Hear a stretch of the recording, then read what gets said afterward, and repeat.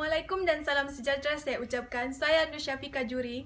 Dalam video kali ini, saya akan berkongsikan perjalanan sepanjang saya menulis ataupun menyiapkan karya akhir saya. Karya akhir yang saya pilih adalah menulis sebuah tesis. Dan tesis saya bertajuk Jenis-jenis Cinta dalam Puisi Dato' S. Ahmad Said.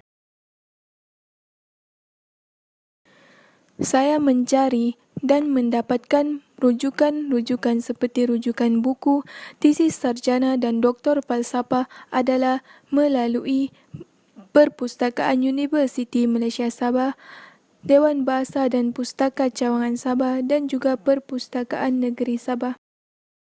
Akan kongsikan buku-buku rujukan yang saya gunakan sepanjang menulis ataupun menghasilkan kajian saya, iaitu tesis.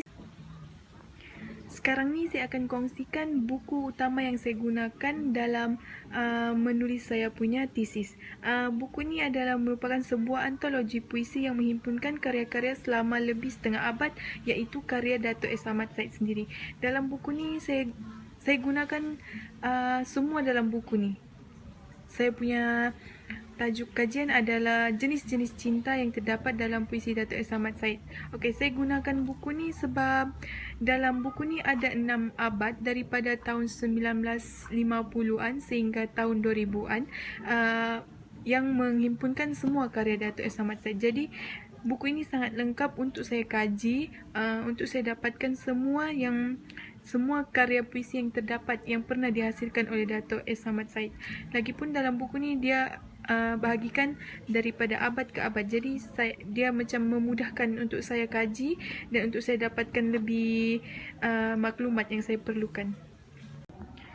Okey, sekarang saya akan kongsikan buku yang kedua yang bertajuk Pak Samad di Mata Kami. Buku yang kedua yang bertajuk Pak Samad di Mata Kami ini banyak menghimpunkan mengenai Pak Samad sendiri yang ditulis oleh ramai penulis-penulis termasuk penulis terkenal iaitu Abdul Ghaffar Ibrahim yang berkongsikan mengenai Dato' S. Ahmad Said. Ada yang berkongsikan mengenai pengalaman mereka bersama Dato' S. Ahmad Said, ada yang berkongsikan mengenai karya ataupun mengenai cara penulisan beliau.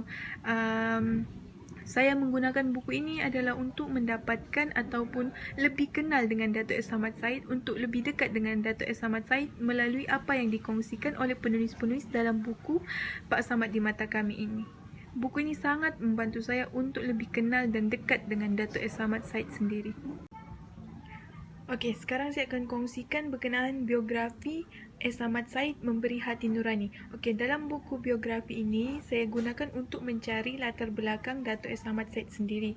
Kerana dalam buku biografi ini dia ada 4 bab. Bab pertama tu mengenai riwayat hidup Dato' S. Ahmad Said sendiri, dan di bab kedua adalah mengenai pengalaman, sikap dan pemikiran beliau. Pada bab ketiga adalah perbincangan karya, dan bab keempat adalah petikan karya popular. Dalam buku ni saya mengambil tentang latar belakang Dato' S. Ahmad Said dan saya masukkan dalam saya punya tesis. Sepanjang COVID-19 melanda negara, termasuklah negeri Sabah, saya mencari rujukan buku melalui pencarian secara atas talian, iaitu menggunakan Google Book. Saya hanya perlu menaip tajuk-tajuk buku ataupun kata-kata kunci yang berkaitan dengan buku-buku yang saya mahu rujuk.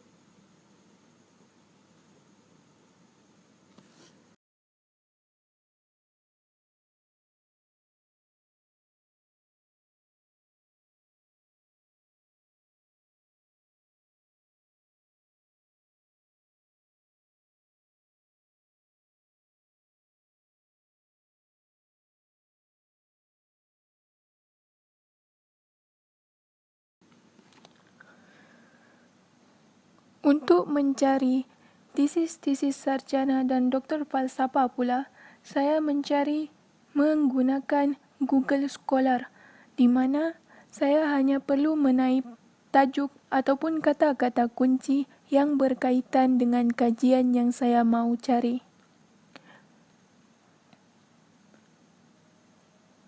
Kajian-kajian lepas yang dilakukan banyak membantu dalam saya menyiapkan tesis saya ini.